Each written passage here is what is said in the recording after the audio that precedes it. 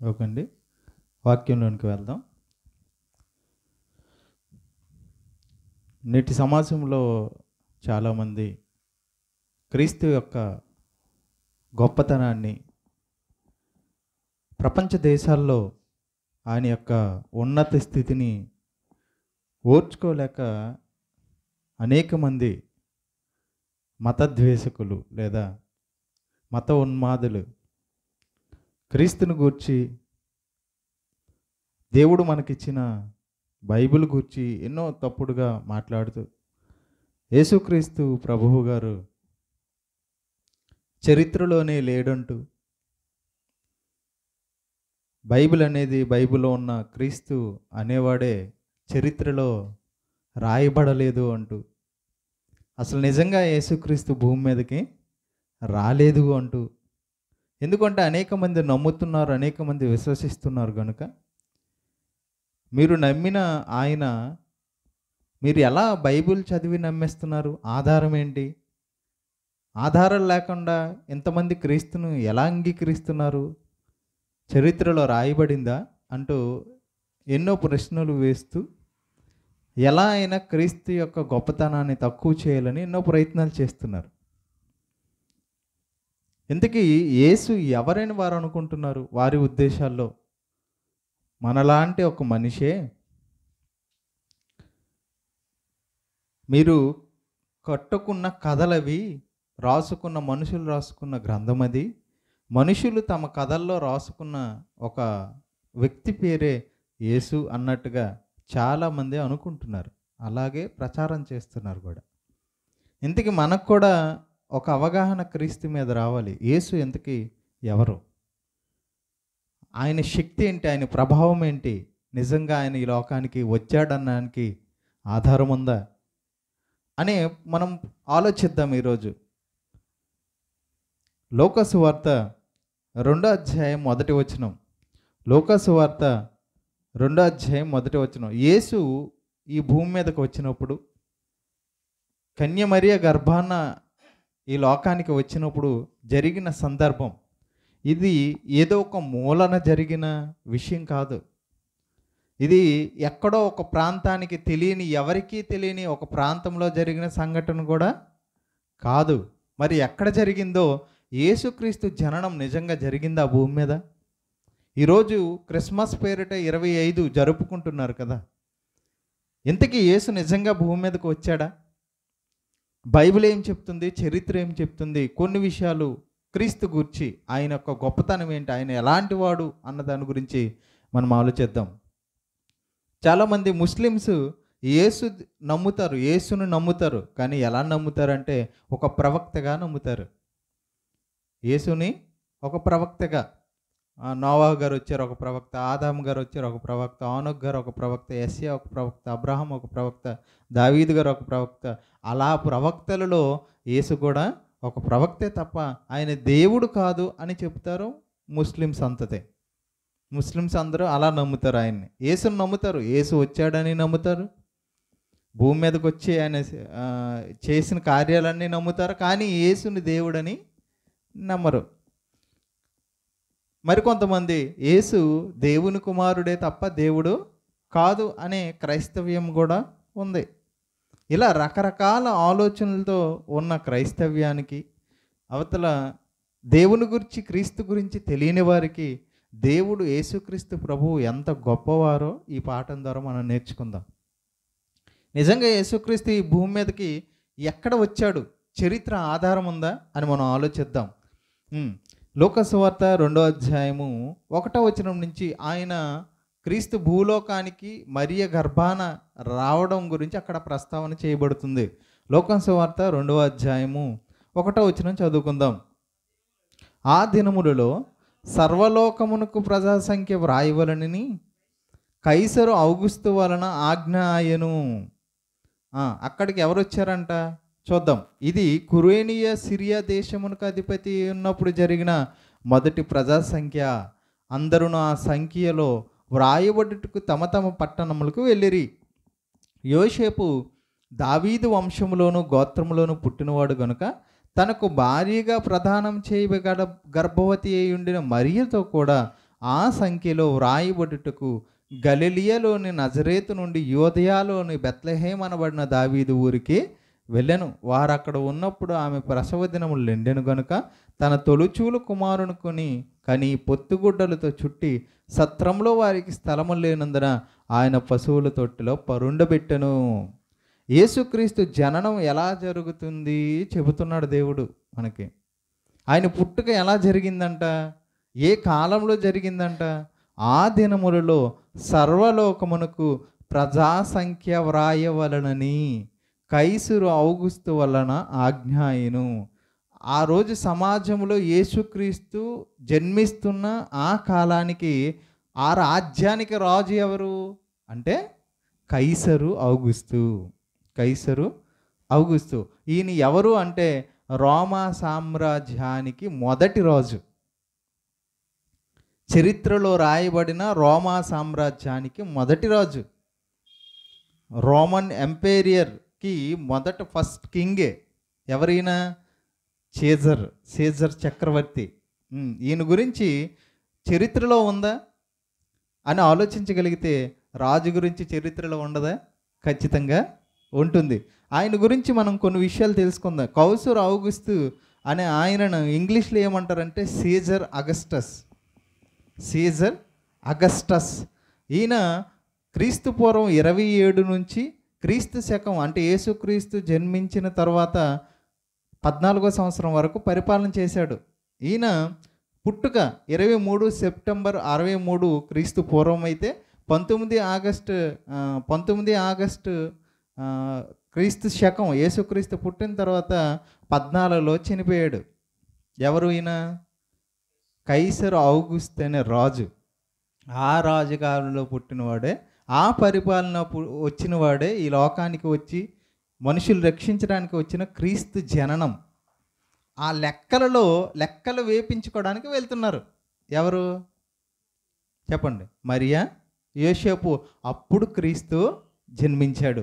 అప్పుడు ఈయన ఎప్పుడైతే పాలనలో ఉన్నాడో ఆ పాలనలో ఈయన ఒక క్యాలెండర్ని తయారు చేయించాడు. దాన్నే జూలియస్ క్యాలెండర్ అంటారు ఈయన పేరు మీదుగా. ఈయన పూర్తి పేరు గయస్ జూలియస్ సీజర్ అగస్టస్. ఈ వ్యక్తి పేరు ఏదైతే బైబిల్లో రాయబడిన కౌసర్ ఔగుస్తు అని ఉందో, అంటే రోమా సామ్రాజ్యంలో పరిపాలించే ప్రతి ఒక్కరిని కైసరు అని పిలుస్తారు, సీజర్. ఓకేనా? అశోకులు పాలించేవారు, వాళ్ళందరినీ చక్రవర్తులు అని పిలిచేవారు. యోధా సామ్రాజ్యాన్ని ఏలే వాళ్ళందరినీ హెరోదస్ అంటారు, హెరోదీయులు అంటారు. అంటే ఒక్కొక్కరికి ఒక్కొక్క పేరు. అంటే రాజుల చరిత్రగా వాళ్ళ ఎవరు పాలించినా వాళ్ళ పేరు వేరుగా ఉంటుంది, కానీ ముందు వాళ్ళకి ఒక చక్రవర్తి నేమ్ అనేది ఒకటి ఇస్తారనమాట. ఆ రాజుకు ఒక నేమ్ ముందు ఉంటుంది, ఆ రాజ్యం వారిది అన్నట్టుగా. ఈయన పరిపాలించాడు. అప్పుడే క్యాలెండర్ తయారు చేయించాడు. అది క్రీస్తు సున్నతి పొందిన లేదా క్రీస్తు పుట్టిన ఆ కాలంలోనే ప్రారంభించారు. ఆ క్యాలెండర్నే మనం ఇప్పటికీ వాడుతున్నాం. ఇప్పుడు మనం వాడే క్యాలెండర్ ఉంది కదా, అది జూలియస్ క్యాలెండర్. 2 క్యాలెండర్స్ ఉన్నాయి, అందులో ఒకటి ఇది. అంటే క్రీస్తు ఈ భూమి మీదకు వచ్చాడనడానికి ఆధారం బైబిల్ ఒక్కటే కాదు, చరిత్రలో రాయబడిన ఈ జూలియస్, ఈయన ఎవరైతే ఉన్నారో గయస్ జూలియస్ సీజర్ అగస్టస్, ఈయన కాలంలోనే ప్రజా సంఖ్యలో ఆయన ఉన్నాడు లిస్ట్లో. 1 సంవత్సరం కాదు, ఆయన ఎప్పుడైతే ఈ ప్రజా సంఖ్య రాయబడుతుందో అప్పుడల్లా ఎక్కడికి వెళ్ళాలి వీళ్ళు? యూదా దేశానికి, యెరూషలేము ప్రాంతానికి వెళ్ళి రాపించుకొని రావాలి. అంటే యోసేపు గారు జనాభా సంఖ్యలో ఉన్నారు, మరియమ్మ గారు జనసంఖ్యలో ఉన్నారు, రాయబడ్డారు. ప్రజాసంఖ్య రాయవలని అని చూడండి. అంటే క్రీస్తు భూమి మీదకు వచ్చాడనడానికి చరిత్ర ఆధారం కూడా ఉంది. జూలియస్ బుక్ అని ఆయన రాపించిన ఒక పుస్తకం కూడా ఉంది. అందులోన క్లియర్గా క్రీస్తు జననం గురించి రాయబడి ఉంటుంది. చరిత్ర పుస్తకాలను మనం ఆధారంగా తీసుకోవాలా లేదా దేవుని గ్రంథాన్ని ఆధారంగా తీసుకోవాలా? అంతేనా? మనం నమ్ముతున్నాం, మనం దేవుణ్ణి విశ్వసిస్తున్నాం కనుక బైబిల్ గ్రంథాన్ని మనం నమ్ముతాం. కానీ బయట ఉన్నవారు నమ్ముతారా? నమ్మరు. కనుక చరిత్రలో కూడా ఆధారాలు క్రీస్తుకి ఉన్నాయని చెప్పడానికి ఈ ఓన్లీ ఇది ఒక పాయింట్ మీకు చెప్తున్నాను.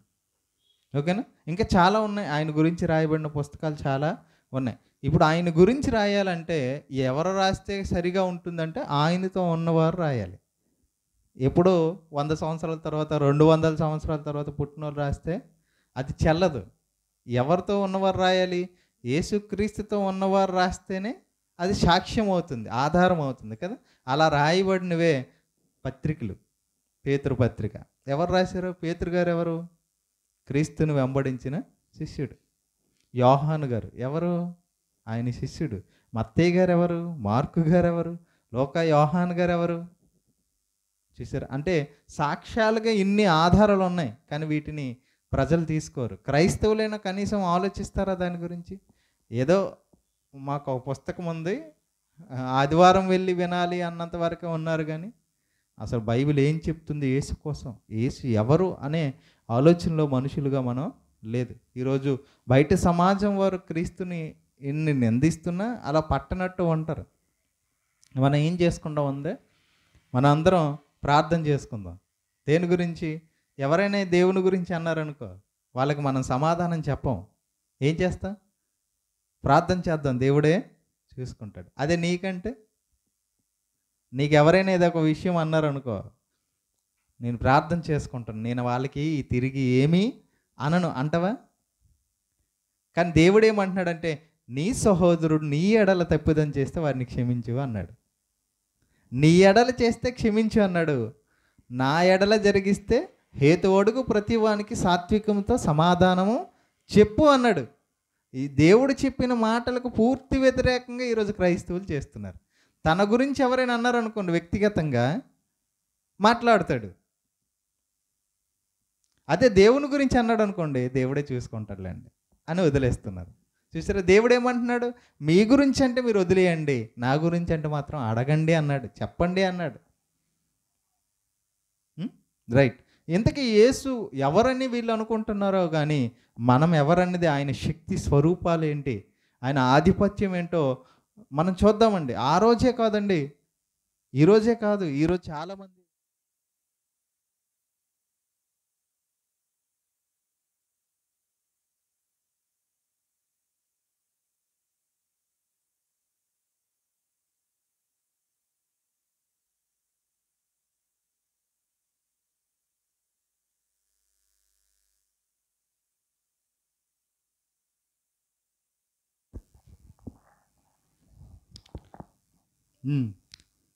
ఈరోజు సమాజంలో ఉన్నవారు క్రీస్తు గురించి రకరకాలుగా అనుకుంటున్నారు కదా.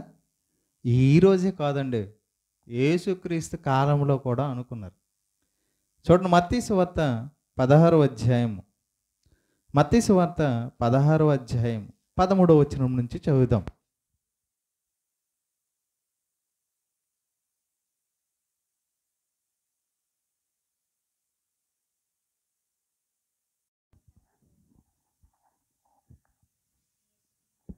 మత్తయి సువార్త 16వ అధ్యాయము 13, 14, 15 వచనాలు చదువుకుందాం.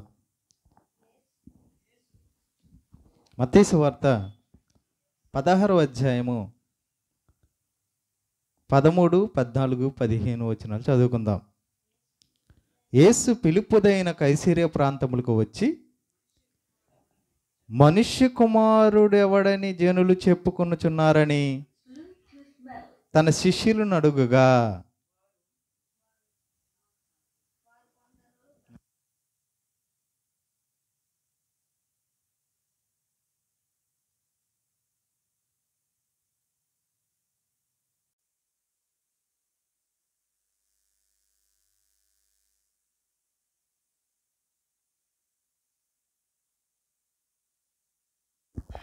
చదువుకుందాం. మత్తయి సువార్త 16వ అధ్యాయము 13 నుంచి చదువుదాం. యేసు ఫిలిప్పుదైన కైసరియా ప్రాంతములకు వచ్చి, మనుష్య కుమారుడెవడని జనులు చెప్పుకొనుచున్నారని తన శిష్యులను అడుగగా.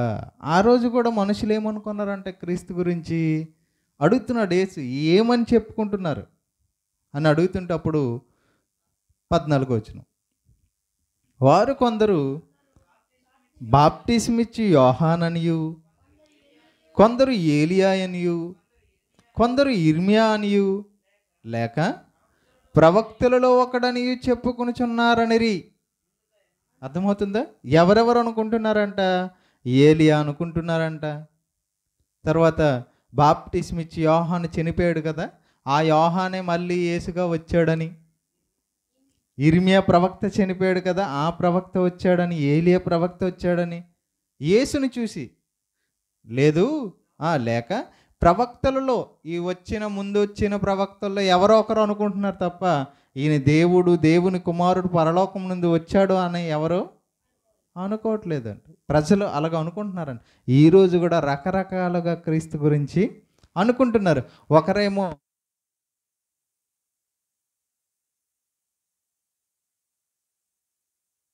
ఈరోజు ఎలా అయితే ముస్లిమ్స్ సంబంధించి నాయకులు ఎవరైతే ఉన్నారో, ఎవరైతే మత ద్వేషకులు లేదా మతోన్మాదులు లేదా మతాన్ని ప్రేమించి ఇతర వారిని తప్పుగా మాట్లాడేవారు ఎవరైతే ఉన్నారో, వారు కూడా చాలామంది ఏమనుకుంటున్నారంటే, ఇదిగో యేసుక్రీస్తు ఒక ప్రవక్త అనుకుంటున్నారు. బయటి సమాజంలోనికి ఆలోచించామనుకోండి, క్రైస్తవులు కాని వారు కూడా ఏమనుకుంటున్నారంటే, ఆయన ఒక మతస్థాపకుడు. ఇగోండి, ముస్లిమ్స్ ఒకటి ఉన్నారు మతం, హిందువులు ఒక మతం ఉంది, జైనుల మతం ఉంది, బౌద్ధ మతం ఉంది. అలాగే క్రైస్తవ మతాన్ని స్థాపించడానికి భూమి మీదకి వచ్చిందే యేసుక్రీస్తు ప్రభు గారు. మతస్థాపకుడు అనుకుంటున్నారు. ఇంకేమనుకుంటున్నారు? ఆయన ఇంగ్లీష్ దేవుడు, ఇంగ్లాండ్ దేవుడు, బ్రిటిష్ వారి దేవుడు అని ఇలాగ చెప్పుకుంటున్నారు. రకరకాలుగా ఎవరి గురించి మాట్లాడుకుంటున్నారు? యేసుక్రీస్తు గురించి మాట్లాడుకుంటున్నారు. ఆ రోజు కాలంలో కూడా యేసుక్రీస్తు గురించి ఇలాగే మాట్లాడుకున్నారు.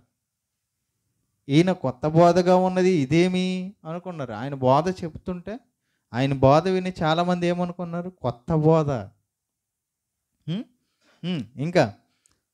ఇంకేమనుకుంటున్నారంటే, చెప్పుకొనిచున్నారని. అందుకు ఆయన మీరైతే, ఆయన అడుగుతున్నాడు వారికి, శిష్యులు తనతో పాటు ఉన్న ఆ 12 మంది శిష్యులకు అడుగుతున్నారు, మీరైతే ఎవడనని చెప్పుకొనుచున్నారని వారిని అడిగాను. యేసు అడుగుతున్నాడు వారికి. అందుకు వారు ఏమని చెప్తున్నారంట? అందుకు సీమోను పేతురు, నీవు సజీవుడు ఒక దేవుని కుమారుడు అయిన క్రీస్తు అని చెప్పాను. నువ్వు ఎవరు అనుకున్నావు? మాకు తెలిసిందయ్యా, సజీవుడైన దేవుని కుమారుడు నువ్వు అని శిష్యుల్లో సీమోను పేతురు గారు జవాబు అనేది ఇచ్చాడు. ఆయనకి అర్థమైంది. అర్థమవుతుందా? మనకి మీకు అడుగుతున్నాడు ఇప్పుడు, మీరెవరని చెప్పుకుంటున్నారు నన్ను చూసి? క్రీస్తు అంటే ఎవరు అనుకుంటున్నారు మీరు? మనకు కూడా తెలియాలి కదా. యేసు వారికి అడిగాడు, మీరు ఎవరని అనుకుంటున్నారు? ఇప్పుడు మనం తెలుసుకోలేం. మనము యేసు అంటే ఎవరు అనుకుంటున్నాం? తెలియాలి కదా మనకు కూడా. తెలుసుకుందాం. ఆయన ఎవరు అని ఆలోచించగలిగితే అపోస్తుల కార్యము చూడండి. అపోస్తుల కార్యములు 3వ అధ్యాయము 21వ వచనం. అపోస్తుల కార్యము 3వ అధ్యాయము 21వ వచనం. అన్నిటికీ కుదురుబాటు కాలములు వచ్చునని దేవుడు ఆది నుండి తన పరిశుద్ధ ప్రవక్తల నోట పలికించును. అంతవరకు యేసు పరలోక నివాసయుండుట ఆవశ్యకము. యేసు ఎక్కటివాడంటే, ఎక్కడి నుండి వచ్చినవాడంట? పరలోక నివాసి. కుదురుపాటు కాలము, ఏ కాలములో రావాలో అంతవరకు పరలోకములో నివాసం చేసి ఉన్నాడంట ఆయన. అంటే పరలోకము నుండి వచ్చిన వాడే యేసుక్రీస్తు ప్రభు గారు. యోహాను సువార్త 3వ అధ్యాయము 13వ వచనం. యోహాను సువార్త 3వ అధ్యాయము 13వ వచనం. మరియు పరలోకము నుండి దిగి వచ్చిన వాడే, అనగా పరలోకములో ఉండు మనుష్య కుమారుడే తప్ప పరలోకమునకు ఎక్కిపోయిన వాడెవడను లేడు. పరలోకంలో ఉండి వచ్చినవాడు యేసుక్రీస్తు. ఎవరు? పరలోకంలో ఉండి వచ్చినవాడు, పరలోక నివాసి, పరలోకంలో ఉన్నవాడు. ఇంకా ఆయన ఎటువంటి వాడు? కొలస్సీలకు రాసిన పత్రిక 1వ అధ్యాయం 15వ వచనం. కొలస్సీలకు రాసిన పత్రిక మొదటి అధ్యాయం 15వ వచనం.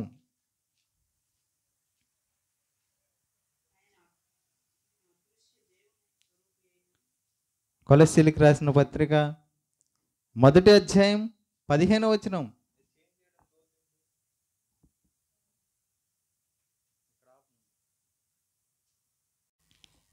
కొలస్సీలకు రాసిన పత్రిక మొదటి అధ్యాయం 15వ వచనం చదువుదాం. అపోస్తులైన పౌలు కొలస్సీలకు రాసిన పత్రిక మొదటి అధ్యాయం 15వ వచనం. ఆయన అదృశ్య దేవుని స్వరూపి అయి సర్వ సృష్టికి ఆది సంబోధుడై ఉన్నాడు. యేసు ఎవరంట? అదృశ్యుడైన తండ్రి యొక్క దేవుని స్వరూపి. దేవుని యొక్క స్వరూపి అంటే పరలోకమందున్న తండ్రి తనకు తానుగా భూమి మీదకి రాడు గనుక, ఆయన చూసి మనుషులు ఎవరు బ్రతకలేరు గనుక, ఆయన స్వరూపములో ఆయన గుణలక్షణాలతో ఆయనలో నుండి వచ్చిన మనుష్య కుమారుడే యేసుక్రీస్తు ప్రభువు గారు. ఆయన ఎటువంటి వాడు అంటే ఆయన అదృశ్య దేవుని స్వరూపి అయి సర్వ సృష్టికి, ఈ సర్వలోకాన్ని, ఈ సర్వలోకంలో మనకు కనిపిస్తున్న ప్రతిదానికి ఆది సంభూతుడై ఉన్నాడు. ఆది సంభూతుడై ఉన్నాడు. ఆది అంతము ఆయనే లోకానికి. ఆది సంభూతుడై ఇవన్నీ కలిగించడానికి కారణం, కలగబడ్డానికి కారణం ఆయనే. సమస్తాన్ని కలిగించినవాడు ఆయనే అని యోహాను సువార్త 1వ అధ్యాయం 3వ వచనంలో ఉంటుందా. సమస్తమును ఆయన మూలంగా కలిగెను, కలిగి ఉన్నదైదియు ఆయన లేకుండా కలుగలేదు. సర్వ సృష్టికి ఆది సంబోధుడై ఉన్నాడు. అనగా ఆకాశమందున్నవియు భూమి అందున్నవియు దృశ్యమైనవి కానీ అదృశ్యమైనవి కానీ, అవి సింహాసనములైనను ప్రభుత్వములైనను ప్రధానులైనను అధికారములైనను సర్వమును ఆయన యందు సృజింపబడెను. సర్వమును ఆయన ద్వారాను ఆయనను బట్టి సృజింపబడెను. లోకం మొత్తం, లోకములో ఉన్న అధికారం, ప్రభుత్వం సమస్తం ఎవరి ద్వారా కలిగిందంట? యేసుక్రీస్తు ద్వారా కలిగింది. ఆయన ఎవరంట? అదృశ్య దేవుని స్వరూపి. ఇంకా చూద్దాం. హెబ్రీయులకు రాసిన పత్రిక 7వ అధ్యాయం, హెబ్రీయులకు రాసిన పత్రిక 7వ అధ్యాయం 24వ వచనం. ఆయన ఎక్కడ ఉండేవాడో మనం తెలుసుకున్నాం. ఓకేనండి, ఆయన ఎక్కడ వాడో తెలుసుకున్నాం. ఆయనకి ఎంత అధికారం ఉందో మనం తెలుసుకున్నాం. ఆయన ఎలా సృష్టిని నిర్మించాడో, ఆయన ఎవరో తెలుసుకున్నాం. ఆయన ఎటువంటి వాడు, ఆయన స్వరూపం ఏంటి, ఆయన గుణం ఏంటి, యేసుక్రీస్తు యొక్క గుణం. 7వ అధ్యాయం హెబ్రీయులకు రాసిన పత్రిక 7వ అధ్యాయం 26వ వచనం, 24 నుంచి చదువుదాం.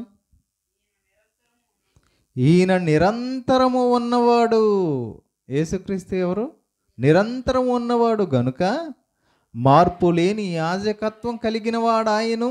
ఈయన తన ద్వారా దేవుని యొద్దకు వచ్చి వారి పక్షమును విజ్ఞాపనం చేటుకు నిరంతరము జీవించుచున్నాడు గనుక వారిని సంపూర్ణంగా రక్షించుటకు శక్తిమంతుడై ఉన్నాడు. సంపూర్ణంగా మనిషిని రక్షించాలంటే ఆయన సంపూర్ణుడై ఉండాలి. నిరంతర యాజకుడుగా, నిరంతరం ఉండేవాడుగా ఉంటే కదా మనం రక్షించగలడు. ఇంకేం చెప్తున్నాడు? ఎందుకు ఆయన అలా రక్షించగలడంట? 26వ వచనం. పవిత్రుడును నిర్దోషియు నిష్కల్మసుడును పాపులలో చేరక ప్రత్యేకముగా ఉన్నవాడు. ఎవరు ఈయన? యేసుక్రీస్తు ఎలాంటి వాడు అంట? పవిత్రుడు, నిర్దోషి, నిష్కల్మసుడు, పాపులలో చేరక ప్రత్యేకంగా ఉన్నవాడు. ఇటువంటి లక్షణాలు కలిగిన వ్యక్తి ప్రపంచంలో ఆ కాలంలో కానీ ఏ కాలంలోనైనా ఉండడు, యేసుక్రీస్తు గారు తప్ప. ఒక్క పాపము లేకుండా తన జీవిత కాలం అంతా బ్రతికిన ఒకే వ్యక్తి ప్రపంచంలో, ఒకే ఒక వ్యక్తి యేసుక్రీస్తు ప్రభువు వారు మాత్రమే. పరిశుద్ధుడు, పవిత్రుడు, పాపులలో చేరక ప్రత్యేకంగా బ్రతికినవాడు. పాపుల మధ్య ఉన్న పాపం చెయ్యని వ్యక్తి ఎవరు? యేసు. ఆయన అంత మంచి గుణాలు కలిగిన దేవుడు. కాబట్టి ఆకాశ మండలము కంటే మిక్కిలి హెచ్చైన వాడునైన ఇట్టి ప్రధాన యాజకుడు మనకు సరిపోయినవాడు. ఈరోజు అనేక మంది క్రీస్తును వెంబడించడానికి ప్రధాన కారణం ఏంటో తెలుసా? ఆయనలో ఉన్న పరిశుద్ధత, పాపము లేని ఆయన తత్వం, పాపం చేయని ఆయన గుణం. మనుషులుగా బ్రతుకుతున్న ప్రతి ఒక్కరూ ఏదో ఒక పాపం చేస్తూనే ఉంటాడు. అందుకోసమే రోమాపత్రిక 3:23 ఏమంటాడు? ఏ భేదము లేదు, అందరూ పాపం చేసిన వారే. ఆ పాపము చేసిన మనుషుల్లో ఉండి కూడా పాపము చెయ్యని వ్యక్తి ఈయన మనకు సరిపోయినవాడు, నిరంతర యాజకుడు తండ్రి యొద్ద. ఇంకా ఆయన గురించి రాయబడిన మాటలు రోమాపత్రిక 9:5 రోమాపత్రిక 9:5 ఆయన ఇంకెవరు చెప్పండి? దేవుని కుమారుడు మాత్రమే అనుకోకండి. ఆయన ఏమై ఉన్నాడు? రోమాపత్రిక 9:5 పితరులు వీరివారు శరీరమును బట్టి క్రీస్తు వీరిలో పుట్టెను. ఎవరు పుట్టారు శరీరమును బట్టి? యేసుక్రీస్తు గారు పుట్టారు. ఈయనంట యేసుక్రీస్తు గారు సర్వాధికారి అయిన దేవుడయ్యుండి. యేసుక్రీస్తు ఎవరు? సర్వాధికారి అయిన దేవుడై ఉండి నిరంతరము స్తోత్రార్హుడై ఉన్నాడు. యేసు దేవుడు, యేసు దేవుడు, దేవుడై ఉండి నిరంతరము స్తోత్రార్హుడై ఉన్నాడు. ఇంకా తీతుకు రాసిన పత్రిక 2:13 తీతుకు రాసిన పత్రిక 2:13 తీతుకు రాసిన అపోస్తులుడైన పౌలు తీతుకు రాసిన పత్రిక 2:13 అనగా మహాదేవుడును మన రక్షకుడునైన యేసుక్రీస్తు మహిమ యొక్క ప్రత్యక్షత కొరకు ఎదురు చూచుచు. ఎవరంటే యేసుక్రీస్తు? మహాదేవుడు. యేసుక్రీస్తు ఎవరు? మహాదేవుడు. మహాదేవుడును మన రక్షకుడునైన యేసుక్రీస్తు. అంటే ఆయనలో ఉన్న పవిత్రత, ఆయన యొక్క నిర్దోషత్వం, ఆయన బ్రతుకు మనకి ఎవరిని చూపిస్తుంది అంటే ఇదిగో తండ్రి యొక్క రూపాన్ని, స్వరూపాన్ని మనకు చూపిస్తుంది.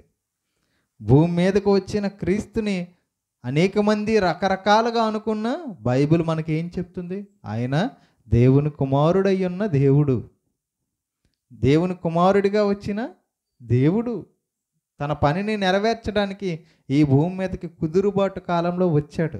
కానీ దాన్ని అర్థం చేసుకోలేక రకరకాలుగా చాలామంది అంటున్నారు. అర్థమవుతుందండి? చాలామంది యేసు ఎక్కడైనా దేవుడని చెప్పుకున్నాడా బైబిల్లో అని అడుగుతున్నారు. యేసు దేవుడని బైబిల్లో ఎక్కడైనా చెప్పుకున్నారా? ఇప్పుడు సీఎం ఉన్నాడు అనుకోండి, నేను సీఎం అని చెప్పుకుంటాడా ఎప్పుడైనా? ఒక పిఎం ఉన్నాడు అనుకో, ఎప్పుడైనా నేను పిఎం అని చెప్పుకుంటాడా? లేకపోతే ఆయనకున్న సీట్ను బట్టి, ఆయనకున్న అధికారాన్ని బట్టి మనం అంటాం మా సీఎం పిఎం అని కదా. మరి క్రీస్తులో ఎన్ని గుణాలు ఉన్నాయి? మరి ఆ గుణాలను బట్టే కదా క్రీస్తుని దేవుడు అంటున్నాం. ఆయనకున్న అధికారాన్ని బట్టే కదా సముద్రమును గద్దెంపగా, గాలిని గద్దెంపగా అది నిమ్మలము ఆయన. మరణించిన వారు బ్రతకాలని చెప్పేసరికి చనిపోయిన వారు తిరిగి లేచారు. స్వస్థతలు చేశాడు, అద్భుతాలు చేశాడు. ఎవరు చేయగలరు ఇలాగా? దేవుడు అని పిలువబడిన వారు చాలామంది ప్రపంచంలో ఉన్నారు. వాళ్ళు ఎవరైనా ఇలా చేయగలిగారా?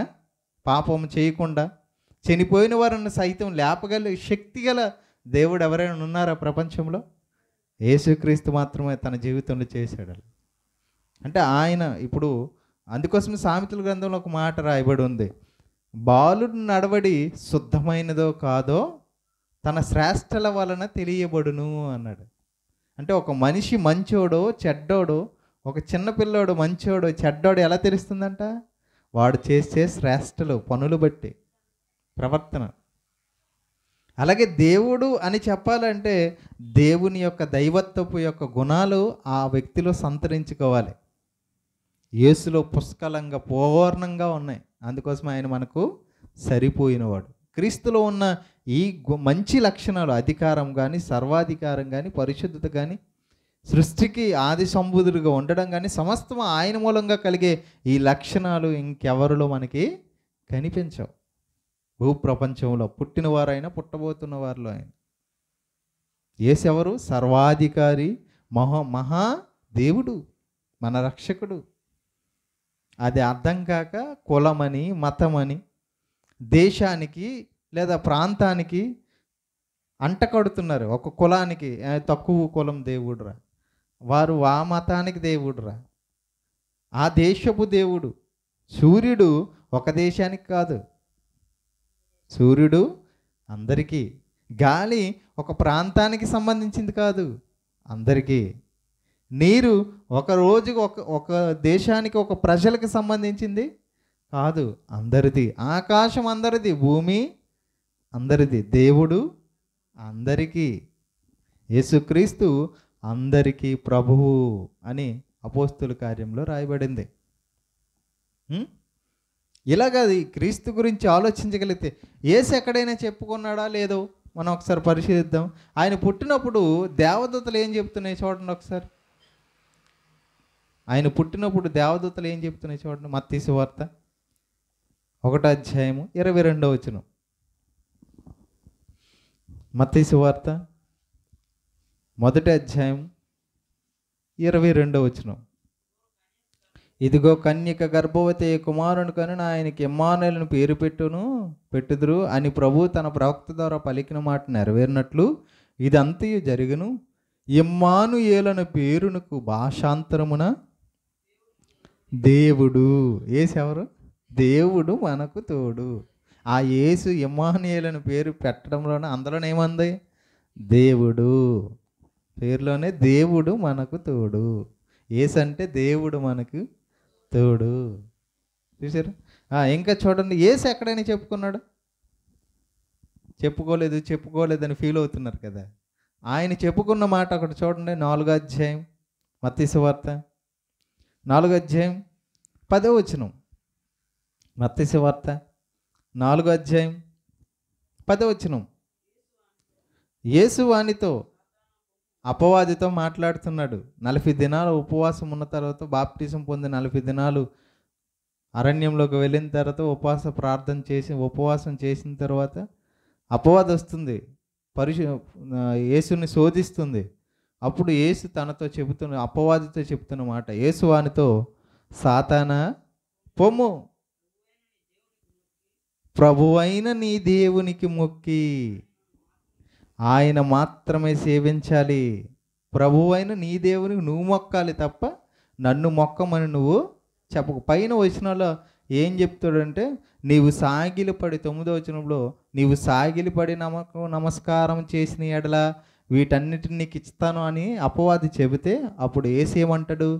నీ దేవుడైన నీ దేవునికి, ప్రభువైన నీ దేవునికి నువ్వు మొక్కాలి. నేను దేవుడిని, నువ్వేం చేయాలి? నాకు మొక్కాలి తప్ప నన్ను మొక్కమని నువ్వు అడగకూడదు. ప్రభువైన నీ దేవునికి మొక్కి ఆయన మాత్రమే సేవించాలి. వెంటనే అపవాది ఆయన విడిచి వెళ్ళిపోయింది. చూసా? ఇంకా లోకాసు వార్త 8వ అధ్యాయము, లోకాసు వార్త 8వ అధ్యాయము 39వ వచనం. లోకాసు వార్త 8వ అధ్యాయం 39వ వచనం. అయితే ఆయన, ఈయనెవరు? గెరాసీనీయుల్లో దేశంలో దెయ్యం పట్టినవాడు ఒకడున్నాడు కదా.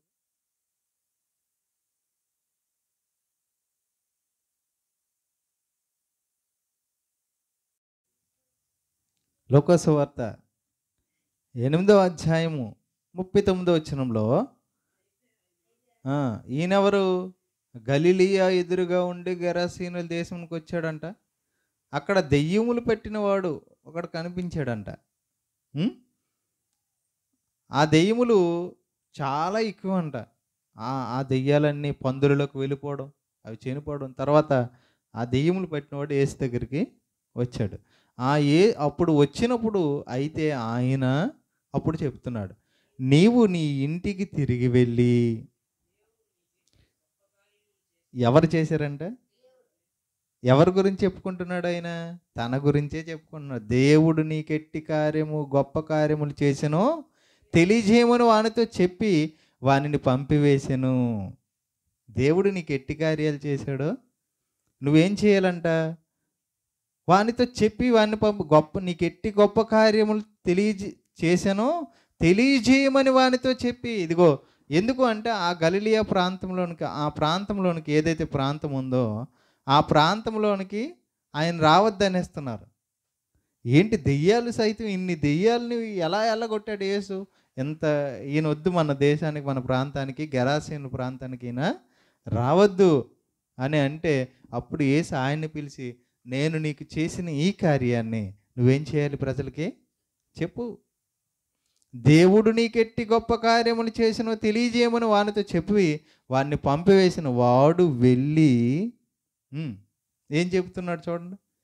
వాడు వెళ్ళి యేసు తనకెట్టి గొప్ప కార్యములు చేసెనో ఆ పట్టణమందంతటను ప్రకటించెను. ఎవరు చేసిన కార్యాలు చెప్పమన్నాడు ఆయన? దేవుడు చేసిన కార్యాలు అంటే మనం పరలోకమందు ఉన్న తండ్రి దగ్గరికి వెళ్ళిపోతాం. మనం అర్థమవుతుందా? దేవుడు అనేసరికి మనకి ఎవరికి వచ్చేస్తుంది?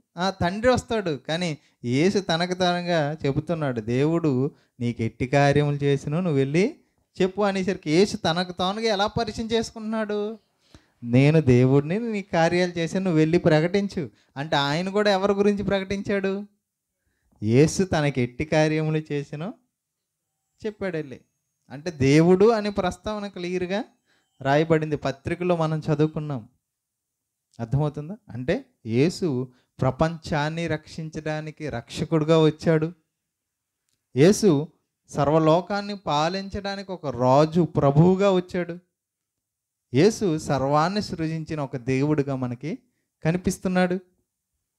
అనేక మాటలను ప్రకటించాడు కనుక ప్రవక్తగా జరగబోయే కార్యాలను చూపిస్తున్నాయి, కానీ ప్రవక్తగా కనిపిస్తున్నాడు. యేసు శరీరధారిగా భూమి మీదకి వచ్చాడు కాబట్టి మనుష్య కుమారుడుగా కనిపిస్తున్నాడు. అంటే తాను ఒక్కడే వచ్చిన ఎన్నో బాధ్యతలు. ఉదాహరణ మీకు అర్థం అవడానికి, ఒక అమ్మాయి ఉందనుకోండి, ఆమె ఒక స్త్రీనే, కానీ ఆమెకి ఎన్నో బంధాలు ఉంటాయి. నీకేమో ఒక చెల్లిగా కనిపించవచ్చు, ఇంకొకరికి ఒక కూతురిగా. అవునా? ఒక అమ్మాయే, ఒక అబ్బాయి కొడుకున్నాడు అనుకోండి, నీకు కొడుకు. ఇంకొకరికి ఒక అన్న, ఒక తమ్ముడు, ఒక మాయ్య, ఒక బాబాయ్, ఒక తాత. ఉన్నాయో వరుసలో? అంటే ఒక వ్యక్తి ఇన్ని రకాల బంధాలతో ముడిపడి ఉన్నాడా? అలాగే యేసు అక్కడే వచ్చిన ఆయనకి ఎన్ని పేర్లు, ఎన్ని రకాల పనులు చేయాలి. ప్రవక్తగా తన పని జరిగించాలి, దేవుని కుమారుడిగా వాక్యాన్ని ప్రకటించాలి, దేవుడుగా ఈ ఆధిపత్యాన్ని చెలాయించాలి, అధికారం చేయాలి, రాజుగా ప్రభుత్వం చేయాలి, సేవకుడిగా పని చేయాలి. ఎన్నండి ఆయన బాధ్యతలు అవే. బాధ్యతలను బట్టి పేరు. ఇప్పుడు నేనున్నాను అనుకోండి, మా తల్లిదండ్రులకి నేను కుమారుడిని. అదే చర్చిలో ఒక వాక్యం ప్రకటించాను అనుకోండి, నేను ఎవరిని? ఒక సేవకుడిని. నేను వీధిలో వెళ్ళి సువార్త ప్రకటిస్తున్నాను అనుకోండి, నేను ఎవరిని? ఒక సువార్తకుడిని. ఒక మంచి పాట స్టేజ్ పైన నిలబడి పాడాను అనుకోండి, ఒక సింగర్ని. అదేంటి నేనేనా? మరి నువ్వు ఒక్క మాట దగ్గర ఆగిపోతావా? ఆగిపోకూడదు.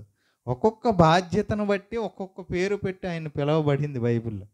అది అర్థం చేసుకోలేని వారు క్రీస్తుని అలా తప్పు పడుతున్నారు. క్రైస్తవుడు కూడా అర్థం చేసుకోలేని పరిస్థితిలో ఉన్నారు. ఓకేనండి? యేసు ఎవరో మీకు అర్థమైంది. ఇప్పుడు ఒక్కొక్క బాధ్యత నిమిత్తం ఒక్కొక్క విధంగా ఆయన పని చేయాల్సి వచ్చింది. ఆయన సర్వోన్నతుడైన దేవుని కుమారుడు, తర్వాత మహాదేవుడు, మన రక్షకుడు. ఇలాగ ఎన్నో మాటలు బైబిల్లో రాయబడ్డాయి. కొన్ని మాత్రం మీకు చూపించాను. కాబట్టి మనం తెలుసుకోవాలి. ఎందుకంటే శిష్యులుగా అడుగుతున్నాడు కదా, మీరెవరని అనుకుంటున్నారు? నన్ను చూసి మీరు ఎవరు అనుకుంటున్నారు? ఈరోజు మనం ఎవరం యేసుని ఏమనుకుంటున్నామో మనకు తెలియాలి. ఇప్పుడు మీకు అది అర్థం అవ్వడానికి మాత్రం ఈ పాఠం చెప్పబడింది. ఓకేనండి, ప్రార్థన చేసుకుందాం.